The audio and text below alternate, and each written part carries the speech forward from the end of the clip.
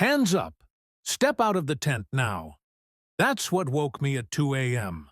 Cops with flashlights treating me like a criminal on my own property. The HOA president stood behind them, smirking as police ordered me off the lake my grandfather bought 60 years ago. She claimed I was trespassing, waving some bogus documents, but while she was busy playing victim, she had no idea I was about to uncover what she'd been secretly doing on my land. Where are you watching from? Drop a comment because this revenge story, chef's kiss perfect.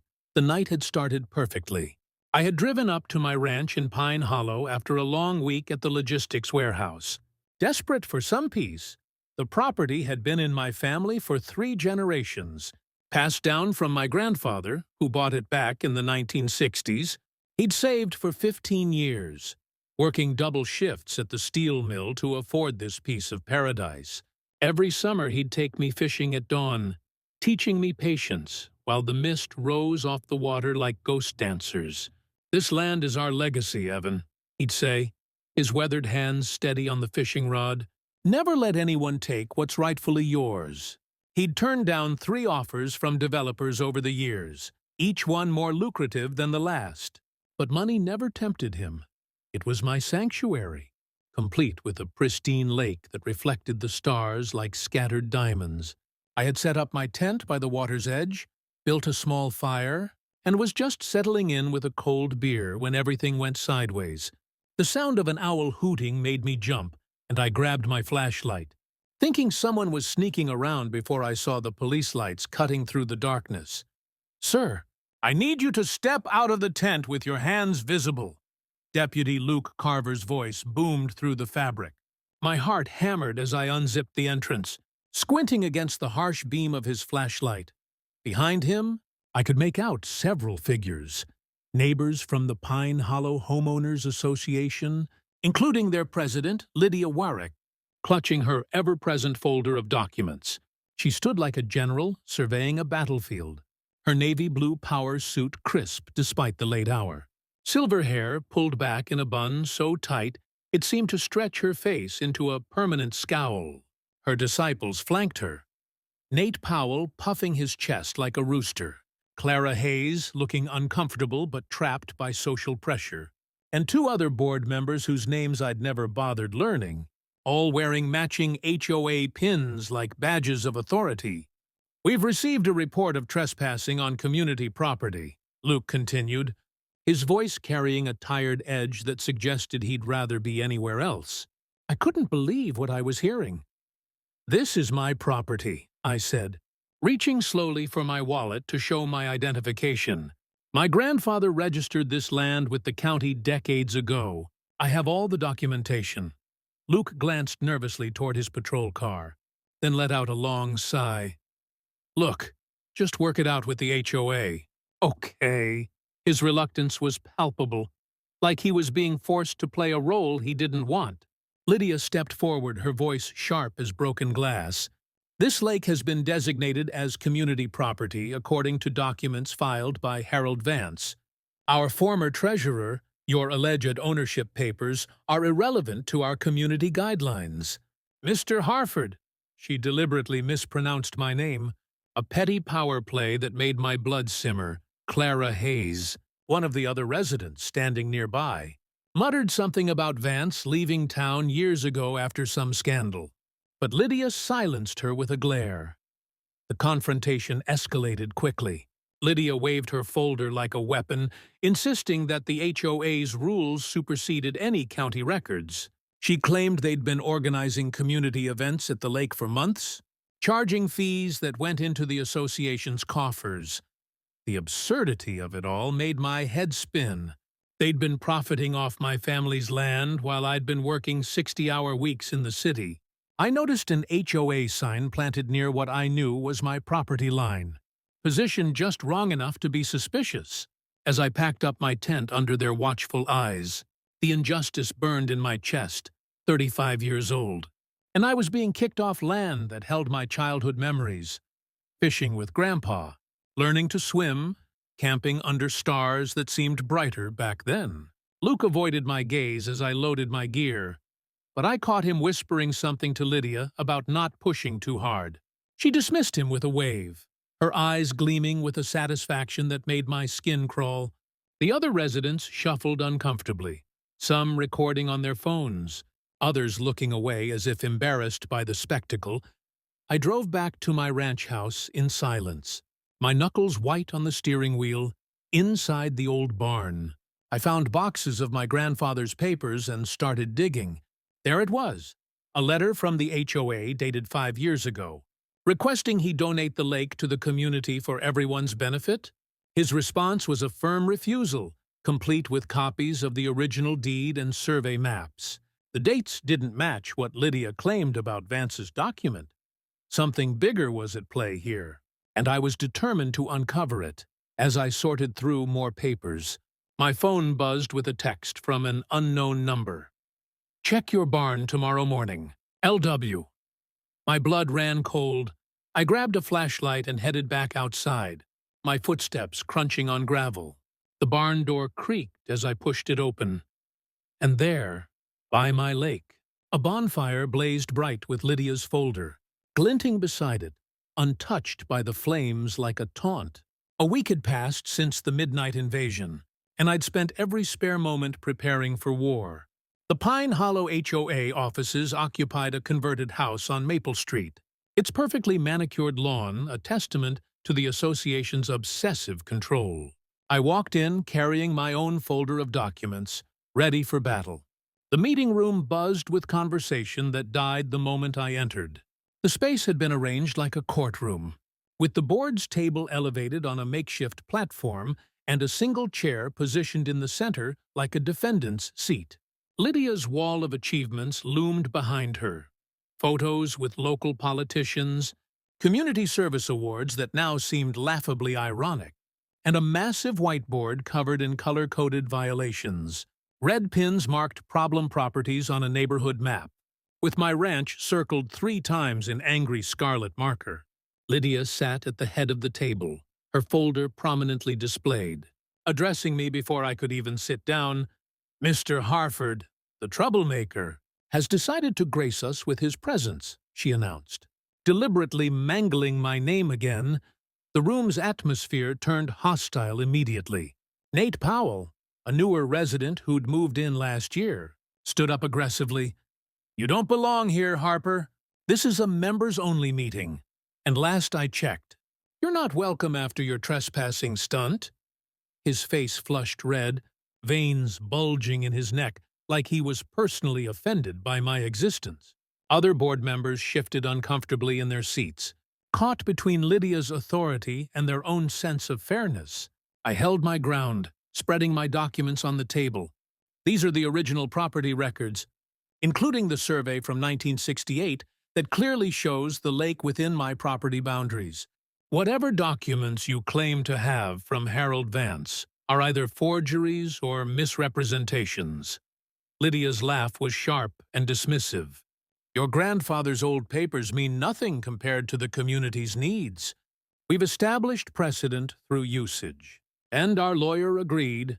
She pulled out a letterhead document, waving it like a flag of victory. That's when Sophia Bennett leaned over and whispered in my ear. This 29-year-old marketing freelancer had moved to Pine Hollow recently, and I'd noticed her recording the meeting on her phone, trying to be subtle about it. "My mom was forced to sell her house because of made-up HOA violations," she murmured. "Lydia's been collecting event fees at your lake. Thousands of dollars that mysteriously never show up in the HOA's public financials. I've been documenting everything for my vlog." The revelation hit me like a lightning bolt. This wasn't just about control. It was about money. Lydia had turned my family's lake into her personal cash cow, organizing paid events and pocketing the proceeds. The sheer audacity of it made my hands shake with rage. I stood up, my voice carrying over the murmurs. "So, you've been trespassing on my property and profiting from it? That's not just wrong, it's criminal." The room erupted in chaos, with Nate shouting about community rights while Clara Hayes looked increasingly troubled. Lydia's response was swift and vicious. The next day, I received a letter from her attorney threatening legal action if I didn't cease my harassment of the HOA. They demanded either surrender the lake formally or pay retroactive usage fees for the times I'd visited my own property. The letter estimated these fees at $50,000, a number so absurd I actually laughed out loud despite my fury. My boss at the logistics company mentioned getting strange calls asking about my reliability and community standing. Clear attempts to pressure me through my employment. Sophia and I met at a coffee shop to strategize. She showed me clips from her HOA horror diary vlog, including footage of Lydia calling me various wrong names and making contradictory statements about the lake's ownership. She almost caught me recording once, Sophia said, describing how Lydia had demanded to check her phone during a meeting. I had to quickly switch apps and pretend I was texting my boyfriend. We agreed to work together, with her gathering insider information while I focused on the legal documentation as we talked. I noticed the surveyor's marks on my property map didn't match what I'd seen at the lake, confirming my suspicion about the moved boundary markers. The pressure mounted over the following days. Neighbors who'd previously been friendly now avoided eye contact at the grocery store. Someone left anonymous notes on my truck, calling me selfish for not sharing community resources. My work voicemail filled with hang-ups and heavy breathing. Neighbors who'd waved for years now crossed the street to avoid me. The grocery store clerk whispered that someone had been asking about my shopping habits, looking for environmental violations. Even my regular coffee shop suddenly had machine problems whenever I showed up. The psychological siege was relentless, designed to break me through 1,000 small cuts rather than one killing blow. But I also noticed cracks in Lydia's support. Clara Hayes approached me at the gas station, admitting she'd never seen the actual Vance documents and was starting to question Lydia's story. Even some board members seemed uneasy about the escalating conflict. I spent my evenings poring over property law, learning about adverse possession and prescriptive easements, arming myself with knowledge for the battle ahead. That evening, I returned to check the fence line at sunset, comparing reality to my grandfather's old survey. The discrepancies were obvious. Someone had moved the markers at least 20 feet onto my property. As I documented everything with photos, headlights suddenly washed over me. A truck roared past, and someone yelled out the window, "This lake belongs to us now, Harper. Give it up." The vehicle disappeared into the darkness before I could see the license plate, but I recognized the voice.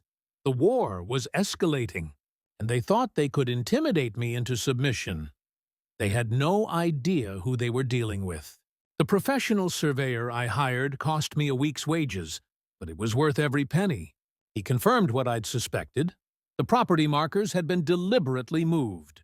And recently, too, someone used a post hole digger here within the last 6 months, he said, pointing to the disturbed soil. Your actual property line extends 30 feet beyond where these new markers sit. I had him document everything, creating an official report that would stand up in court. Meanwhile, Lydia had escalated her campaign, organizing community appreciation events at my lake every weekend, complete with a banner reading Pine Hollow HOA Lake and a smaller sign that said, "Evan Harper, not welcome." The events were deliberately provocative. Residents posed for photos with hashtags about our beautiful community lake, while Nate Powell stationed himself as an unofficial security guard, live streaming anyone who approached. They'd even set up a donation box for lake maintenance. Though I knew exactly where that money was really going, the torn piece of fabric I found caught on my damaged fence was the smoking gun. It matched the logo on Lydia's company windbreaker, the same one she wore to every HOA meeting like a uniform of authority. That afternoon changed everything when Walter Grayson pulled up in his beat-up truck. This 70-year-old eccentric had lived in Pine Hollow his entire life, and his property bordered mine to the north. He climbed out slowly, adjusting his worn baseball hat, and pulled out a pizza box from the passenger seat. "Not here for Italian food, son?" He chuckled, opening it to reveal old documents and hand-drawn maps. Your grandpa and I went fishing every Sunday for 20 years. Man saved my life once when I fell through winter ice. Been waiting for the right time to return the favor. Walter's story was a goldmine of information. 20 years ago, the county tried claiming his creek access was a public easement. They sent inspectors at dawn, hoping to catch him off guard, brought in experts with falsified credentials, even staged a public health scare about water contamination. But Walter had something they didn't expect. A law degree he'd earned through night school after Vietnam. They thought I was just another dumb farmer, he chuckled. Showed up to court with manure on my boots and precedents in my briefcase. Judge nearly choked on his coffee. He'd successfully fought the county once over a similar land grab attempt, keeping documents that proved a pattern of fraudulent claims. Land's like fish, he said, his weathered face creasing into a grin. Slippery if you don't hold tight. Your grandpa knew that. Which is why he had me witness all his paperwork. Of course, I might have misplaced some old files after my legal troubles. He winked, suggesting these lost documents might resurface if needed. His knowledge of local property law was encyclopedic, learned through decades of fighting bureaucratic overreach. Sophia's investigation had uncovered something even more damaging. She'd found social media posts from 5 years ago showing Lydia at a seminar titled Maximizing HOA Revenue Through Creative Asset Management. The presenter was later convicted of fraud for teaching HOAs how to illegally seize property. Photos showed Lydia taking copious notes, her folder already thick with plans. She's been planning this for years, Sophia said, showing me screenshots she'd saved before Lydia made her profiles private. We also discovered Luke Carver and Lydia had gone to high school together, explaining his reluctance to intervene. The community meeting that night was a masterclass in manipulation. Lydia presented her evidence with the skill of a practiced con artist, showing photos of community events at the lake dating back 3 years. Of course, she failed to mention these were all after my grandfather's death. When I'd been too busy with work to visit regularly, she painted me as an absent landowner trying to steal community resources, and many residents bought it. Nate led a group demanding I be banned from all HOA properties, while others signed a petition supporting the lake's community status. But cracks in her story started showing when Clara Hayes asked to see the original Vance documents. Lydia claimed they were in secure storage for legal reasons. When another resident questioned why the HOA's financial reports didn't show lake event revenue, she deflected with talk of separate accounting for special projects. I sat quietly, recording everything. Letting her dig her own grave with contradictions, Sophia caught it all on video, including Lydia's flash of panic when someone mentioned getting the county involved. The real shock came when I decided to camp at the lake again that night, asserting my rights. This time I wasn't alone. Walter parked his truck nearby as a witness. While Sophia monitored social media for HOA chatter, around 11:00, we heard engines approaching, 3 trucks pulled up, and a work crew began installing permanent fencing around their lake. The workers seemed nervous, constantly checking their phones and looking over their shoulders. Boss said this was all legal. The foreman trailed off. Studying my surveyor's report, his crew exchanged worried glances. "We ain't trying to steal nobody's land, mister," one of them spoke up. "Got families to feed. But not like this." Another worker set down his post-hole digger, shaking his head. "My daddy lost his farm to eminent domain.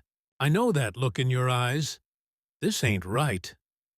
The moral weight of their actions was sinking in, cracking through whatever story Lydia had sold them. When I approached with my surveyor's report, the foreman backed away. "Lady at the HOA said this was all legal, but I don't want no trouble," he muttered.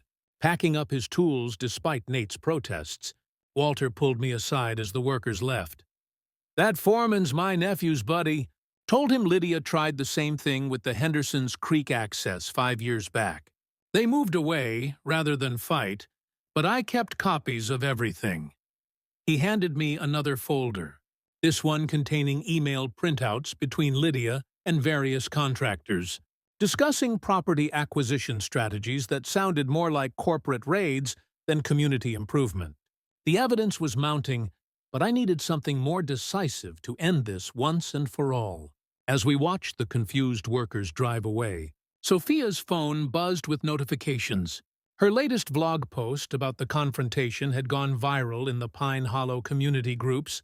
Comments poured in from residents sharing their own stories of Lydia's overreach, mysterious fees, fabricated violations, and pressure tactics.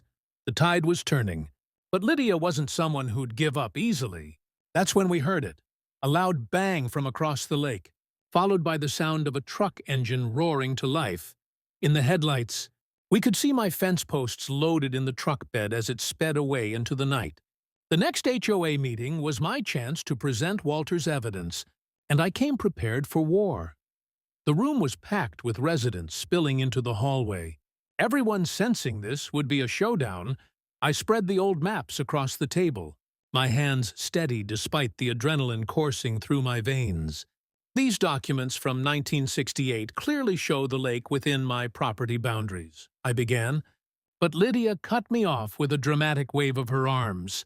More ancient history from Mr. Harford, she said, deliberately mispronouncing my name yet again.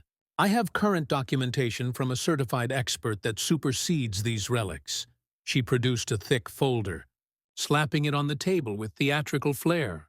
The expert documentation she presented was almost laughable in its obvious fabrication.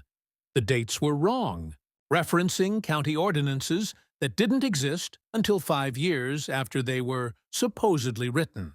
The surveyor's license number belonged to someone who died in the 1990s, but Lydia's performance was convincing enough for those who wanted to believe her.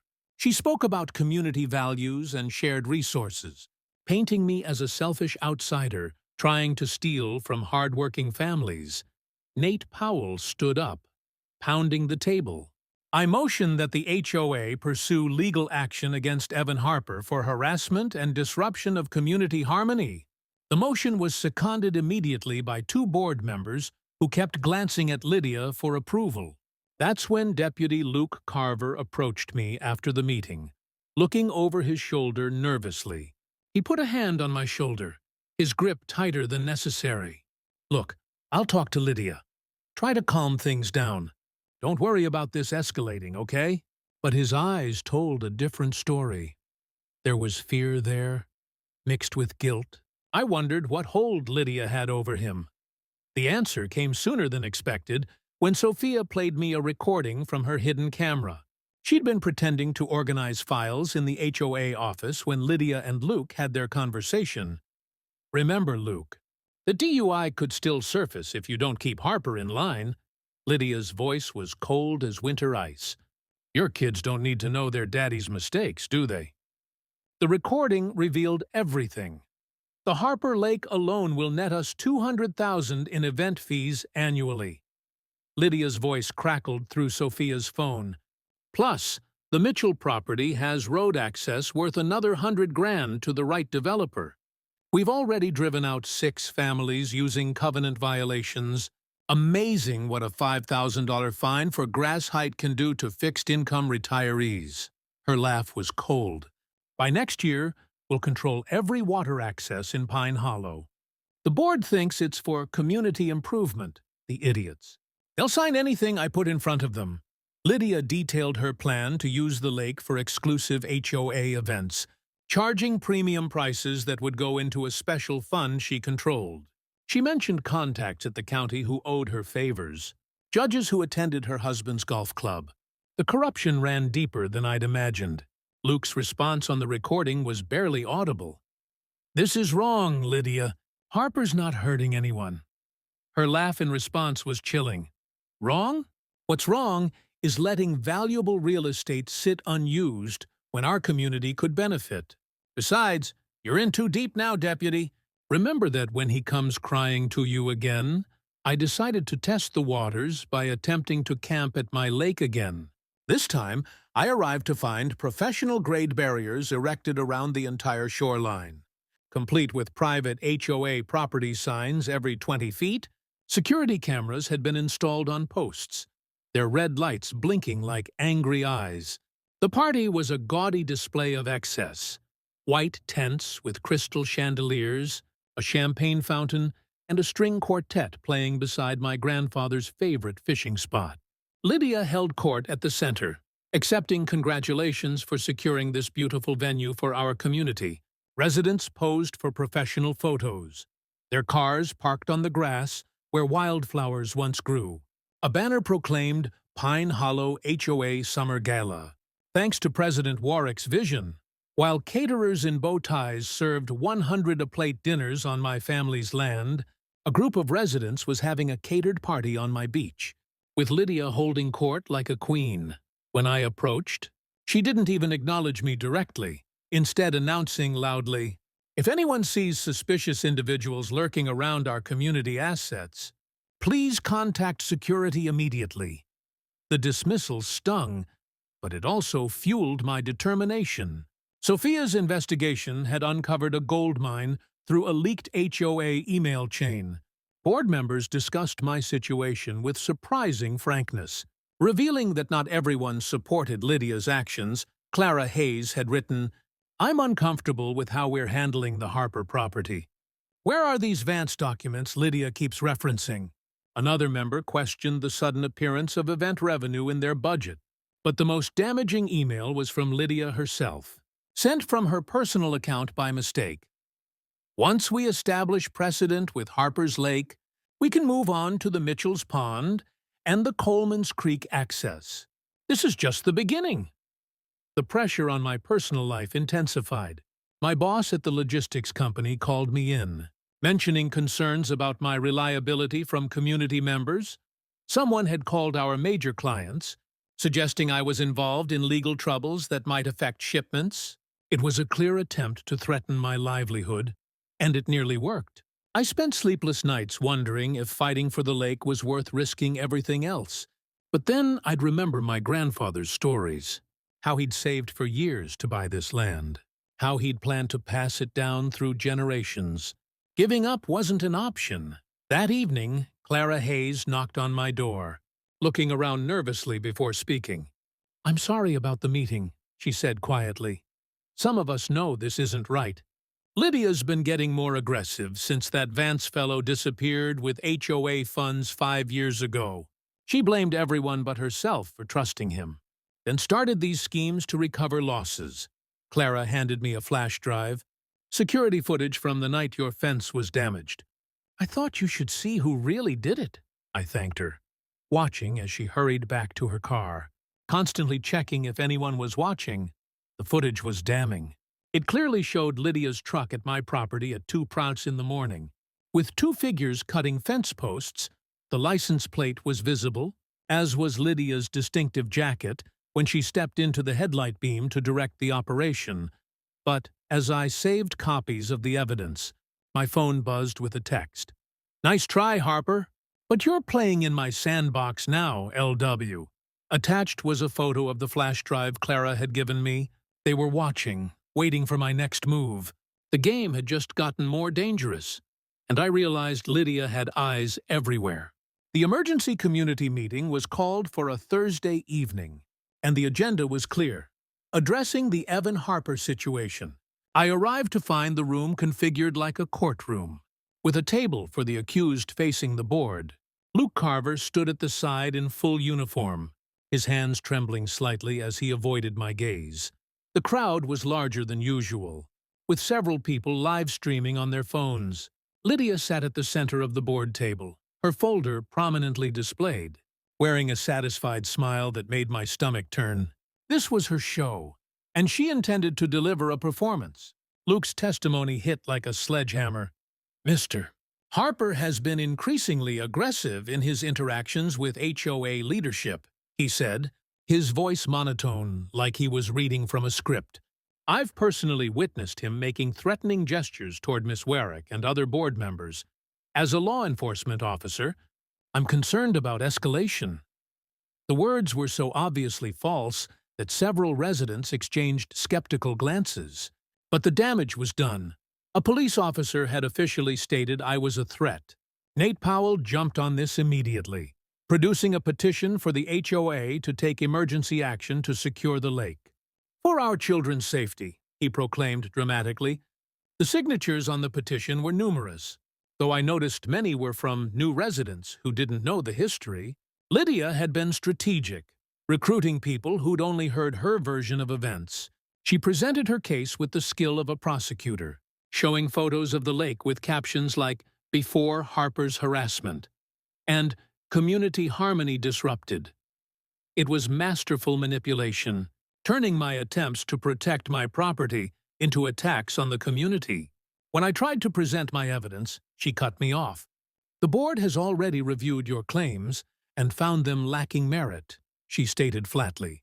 After the meeting, I confronted Luke in the parking lot. The conversation was brief but revealing. "You know this is wrong," I said quietly. He looked around nervously, then leaned in close. "She knows about the DUI from 10 years ago. My ex doesn't even know. If it comes out, I lose custody of my kids." His voice cracked slightly. "I'm sorry, Evan. I tried to warn you to back off." The weight of his confession hung between us. He was trapped, just another victim in Lydia's web of manipulation. But understanding his position didn't make the betrayal hurt less. Sophia and Walter had been busy during the meeting. They'd driven to the county records office, using Walter's connections to access archived documents after hours. "My niece works the night shift," Walter explained later. "Amazing what doors open when you bring homemade cookies."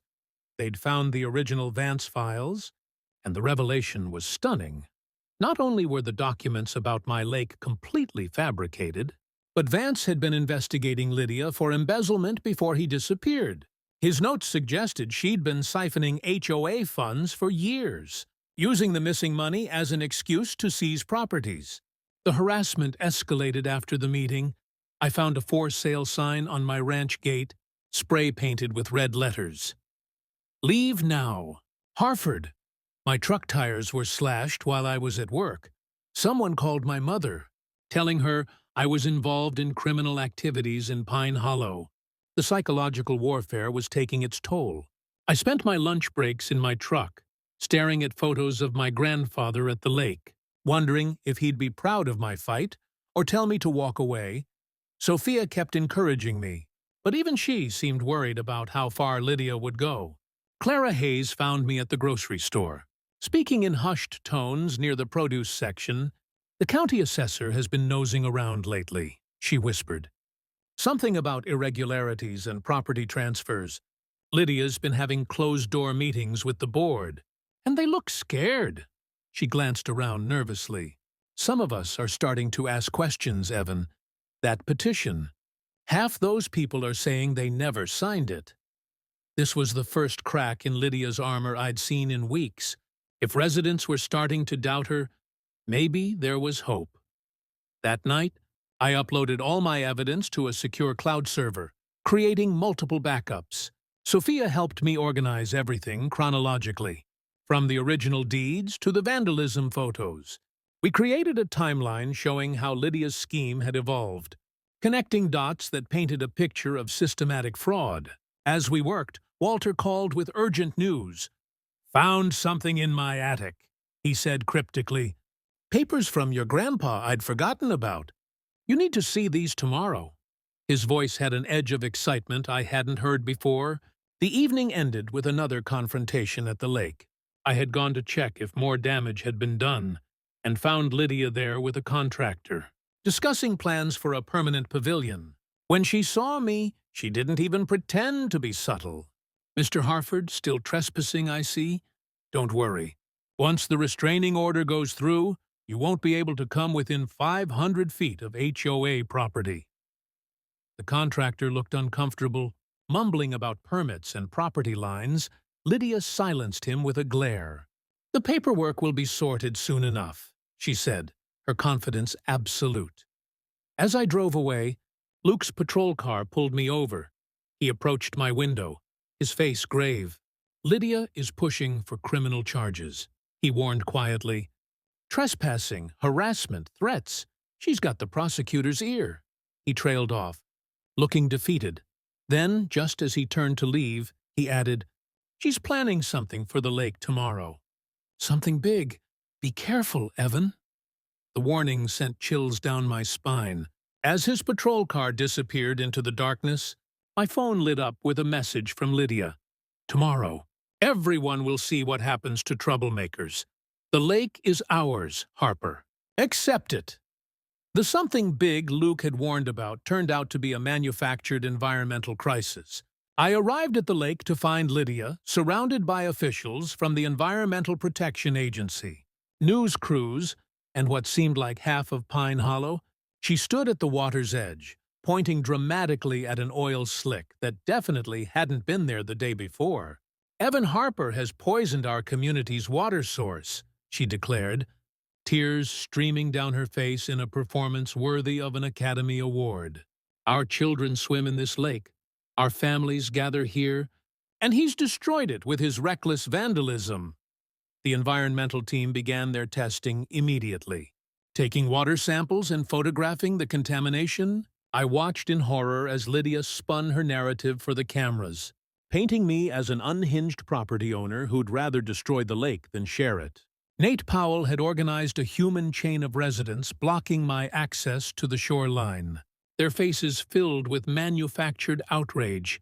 Some held signs reading, "Protect our lake," and "Harper equals hazard." The theatricality of it all would have been amusing if it weren't so effective. Several residents who'd been neutral before now glared at me with genuine anger, but Lydia had made a crucial mistake in her haste to frame me. The contamination barrels floating near the shore bore partial labels, and Sophia managed to zoom in with her camera before security pushed her back. Later, when we enhanced the images, we could make out part of a logo, one that matched the industrial cleaning company Lydia had used for her real estate business before joining the HOA. Even better, the environmental team's preliminary tests revealed the contamination was fresh, less than 12 hours old, with a chemical signature that didn't match anything from my property or work. Walter's discovery from his attic proved to be the ammunition we needed. Among the papers was a county covenant from the 1970s that his father had helped draft.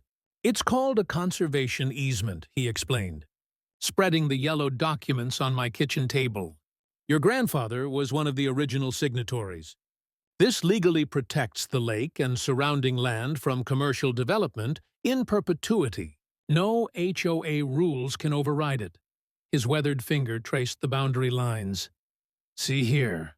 The lake can never be commercially exploited or transferred to any organization without unanimous consent from all original landowners or their heirs." The revelation sent Sophia into investigative overdrive. She cross-referenced the conservation easement with current county records and found something shocking. 3 other properties in Pine Hollow were similarly protected, and in each case, the owners had been driven out by HOA harassment within the last decade. The pattern was clear. Lydia had been systematically targeting protected lands, likely planning to challenge the easements once she had control. Her leaked emails mentioned a developer contact interested in lakefront opportunities with potential profits in the millions. That evening, as Walter and I planned our next move, we decided to stake out the lake. We set up hidden cameras around the perimeter, then settled in with coffee and sandwiches to wait. Around midnight, our patience paid off. A truck arrived with its headlights off, creeping toward the contamination site. Through night vision binoculars, we watched as 2 figures in hazmat suits retrieved the contamination barrels, loading them quickly. When one figure removed their hood to wipe sweat from their face, the camera caught Lydia's profile perfectly. She was cleaning up her own crime scene, probably planning to blame the disappearance on me, too. The county inspector who arrived the next day was not who Lydia expected. Her usual contact had been replaced due to an ongoing corruption investigation, and the new inspector was notoriously unbribable. He took one look at the scene and declared it suspicious. Fresh contamination with no source trail. Barrels that appear and disappear. "This smells like fraud," he stated bluntly. When he found traces of the industrial cleaner with batch numbers traceable to recent purchases, Lydia's composure finally cracked. She tried to redirect blame. claiming I must have stolen the chemicals, but her story fell apart when the inspector asked for purchase records. The climax came at an emergency community meeting called by concerned residents. I arrived with boxes of evidence, supported by Sophia, Walter, and, surprisingly, Clara Hayes, who'd become a vocal advocate for truth. The room was tense as I presented everything: the moved boundary markers, the fabricated documents, the conservation easement, and finally the video of Lydia planting and removing contamination.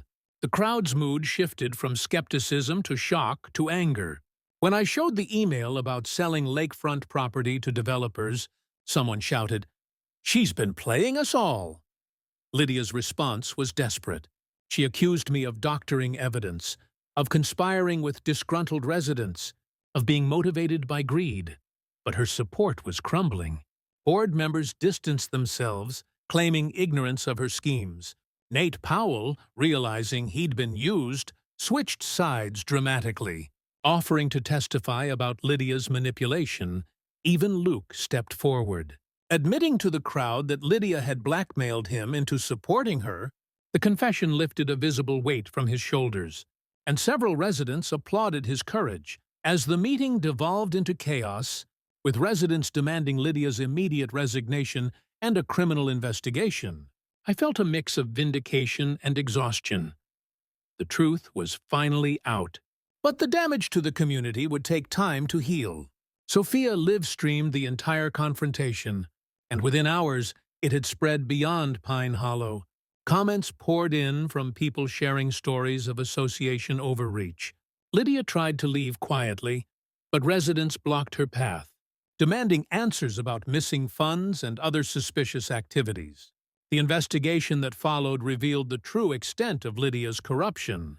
The contamination stunt was just the latest in a long line of fraudulent activities designed to seize valuable properties. She'd been building a real estate empire on the backs of her neighbors, using HOA power as her weapon. As police gathered evidence from her home and office, one detective mentioned finding plans for at least a dozen more property grabs.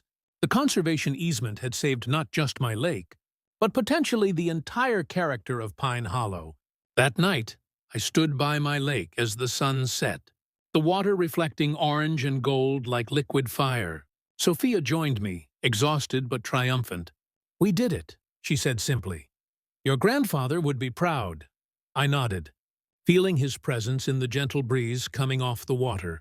But even in victory, I couldn't shake the feeling that this wasn't over. Lydia had connections, resources, and a vindictive streak a mile wide. As if reading my thoughts, my phone buzzed with a message from an unknown number. "This isn't over, Harper. You've won a battle. Not the war. The fight for my family's legacy would continue. But for tonight, I'd won." The certified letter from the county arrived on a Monday morning, its official seal mocking me from the kitchen table. My hands trembled as I read the contents. The county was initiating eminent domain proceedings on my ranch, citing improper land use and violation of municipal development codes. The letter referenced complaints filed by the Pine Hollow HOA dating back 3 years, a paper trail Lydia had been building long before our confrontation. A sick feeling in my stomach told me I'd celebrated too early. Even with Lydia under investigation, her poison was still spreading through the system. I slumped in my grandfather's old leather chair, the weight of defeat crushing my chest. All that fighting, all that evidence, and still they'd found a way to take everything. The ranch wasn't just property. It was 3 generations of memories. Sunday dinners, Christmas mornings, and summer evenings teaching me to fish. Sophia found me there an hour later, still staring at the letter. "We're not giving up," she said firmly. But even her usual optimism seemed forced. The county's threat was real, backed by legal precedent that had destroyed families before us. Walter arrived that afternoon with a banker's box that looked older than both of us combined. "Been saving this for the right moment," he said, his eyes twinkling despite the circumstances. "Your grandpa was smarter than folks gave him credit for." He pulled out a document that made my jaw drop. a perpetual land conservation contract signed in 1972. This ain't just any protection, Walter explained, tracing the legal language with a gnarled finger. This locks your land tighter than a drum. No government entity can force sale or development without violating federal conservation law. Your grandpa paid extra to make it ironclad after watching the county steal the Johnson farm. The document was beautiful in its simplicity and power. My grandfather had worked with a team of environmental lawyers to create something unbreakable. The conservation status protected not just the lake, but the entire ranch from any forced sale or development in perpetuity. It even included penalties for any government entity that attempted to violate it. Why didn't you mention this before? I asked Walter. He shrugged, grinning. You needed to fight your own battle first. Besides, this was the nuclear option. Now seemed like the right time to push the button. The courthouse was packed for Lydia's preliminary hearing. She sat at the defendant's table, her usual HOA folder replaced by a legal pad covered in frantic notes. As witness after witness testified about her schemes, the full scope of her corruption emerged. She'd been systematically targeting properties with development potential, using HOA rules as weapons, and pocketing bribes from developers. The prosecutor presented evidence of falsified documents, embezzlement, and even wire fraud. But the most damaging testimony came from an unexpected source. A man in an expensive suit stood to testify, Harold Vance. The supposedly missing HOA treasurer, turns out. He hadn't fled with stolen funds, as Lydia claimed. She'd framed him when he discovered her embezzlement, forcing him to disappear to avoid false prosecution. He'd been building a case against her for 5 years, working with federal investigators. Lydia Warwick destroyed my life, he stated clearly. But she made one mistake. She kept records of everything, including the forged documents she created in my name. The courtroom erupted as he produced boxes of evidence, including recordings of Lydia discussing her plans to steal my lake. Lydia's composure finally shattered completely. As the evidence mounted, she began confessing to everything in a desperate attempt to shift blame. She revealed the network of corrupt officials she'd bribed, including the county administrator who'd signed the eminent domain letter. Harper's Ranch was going to be the crown jewel, she admitted, her voice cracking. 50 acres of lakefront property worth millions to the right developer. I'd already pre-sold it for a 10% commission. The confession implicated half a dozen other officials, triggering a federal investigation that would reshape Pine Hollow's government. The judge's ruling was swift and decisive. Lydia faced 25 years for racketeering, fraud, and conspiracy. The HOA was dissolved by court order, its assets distributed back to the homeowners she'd been fleecing. But the best part came when the judge addressed the conservation contract Walter had provided. This document represents the foresight of previous generations protecting their legacy, he stated. Any attempt to violate it constitutes a federal crime. Mr. Harper's property is protected in perpetuity, and any official who attempts otherwise will face prosecution. As Lydia was led away in handcuffs, she turned to glare at me one last time. The hatred in her eyes was pure, but so was the defeat. Her empire, built on lies and intimidation, had crumbled in spectacular fashion. Luke Carver approached as the courtroom emptied, finally free from her manipulation. I'm sorry for everything, he said quietly. I'll be testifying in the federal case, too. Time to clean house completely. His redemption arc was just beginning, but at least he was trying to make things right. The victory celebration at the lake that weekend was like something from a movie. Former HOA members brought food and drinks. Kids swam in the water that had supposedly been poisoned. And Walter held court with stories about my grandfather. Clara Hayes brought a homemade apple pie with "sorry" written in crust, which got a laugh from everyone. Sophia live-streamed the event, reading comments from viewers worldwide who'd followed our story. Justice for Evan had become a rallying cry against HOA overreach everywhere. I stood at the end of my dock as the sun set, the same spot where my grandfather had taught me to fish 30 years ago. "This lake belongs to everyone now," I announced to the gathered crowd. My grandfather believed in sharing nature's beauty, and that's what we'll do. But legally, officially, and forever. This land stays in the Harper family. The cheer that went up probably reached Lydia in her cell. Sophia set up a permanent webcam showing the lake, creating a memorial to our fight against corruption. The viewer count stayed surprisingly high, people checking in just to see the peaceful water. As the party wound down, Sophia showed me her phone with a grin. Lydia had somehow managed to comment on the live stream from jail. "That lake is an environmental hazard. This isn't over." The comment had been ratioed into oblivion with thousands of laughing emojis and sarcastic responses. Even in defeat, she couldn't let go. But that was fine. She'd have 25 years to think about it. The lake sparkled in the moonlight, finally free from her grasping hands. The story should have ended there. But 2 weeks later, another letter arrived. This time from an HOA 3 towns over. "We've been monitoring your situation with interest. We have concerns about your influence on our community standards." I laughed. Really laughed, for the first time in months.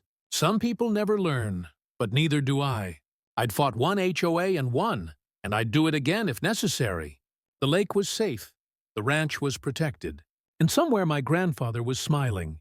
Sophia suggested turning our story into a documentary. And within days, 3 production companies had reached out. The tale of one man standing against a corrupt HOA had resonated with millions who'd faced similar bullying. As I signed the contracts, I made sure to include one clause: any profits would go toward a legal fund for others fighting HOA corruption. Lydia had inadvertently created a movement, though probably not the legacy she'd intended. Sometimes the best revenge isn't just winning. It's making sure the villain's victims can win, too. The final shot of the documentary would be perfect. Me fishing on my dock at sunset, the water calm and peaceful. No HOA signs in sight. In the distance, Walter's laughter echoes across the water as he tells another story about the old days. Sophia's camera captures it all, sharing our victory with the world. The credits would roll over real footage of other homeowners winning their battles, inspired by our stand. And at the very end, in small text, Lydia Warwick is currently serving year 1 of her 25-year sentence. She is not eligible for parole until 2047. But the real ending came in a quiet moment. As I sat by the lake one evening, a family of ducks swam by. The same species my grandfather had loved to watch. The water was clear, the air was peaceful, and for the first time in months, I felt truly at home. The HOA war was over, and we'd won. But more importantly, we'd protected something worth fighting for. Not just property, but a legacy of standing up to bullies, no matter how powerful they seem. That's a lesson worth passing down to the next generation. So, that's my story. How a midnight police visit turned into a federal investigation. How a corrupt HOA president ended up in prison. And how a simple man fought for his family's land and won. Has anything like this happened to you? Did you ever face down someone who thought they could push you around? Drop a comment below and share your story. Who knows? Yours might be the next viral video that changes everything. Because if I learned anything from this ordeal, it's that regular people can beat the system when they refuse to give up. And sometimes, just sometimes, the good guys really do win.